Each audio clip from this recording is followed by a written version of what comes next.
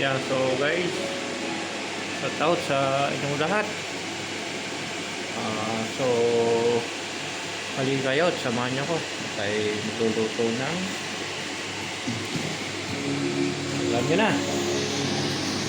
Yan, so, papakalasti ang inyong kapugi. Ano, guys, ang pakalasti ng Batangas ay alam nyo na kung ano lang, sibuyas, bawang, igisa mo yung karne. Yan o, tapos inyong paegahin. Oh, hindi kasarap niyan. Yan, so minsan lang ako magluto pero tingnan natin ang lasa. Pakalasti.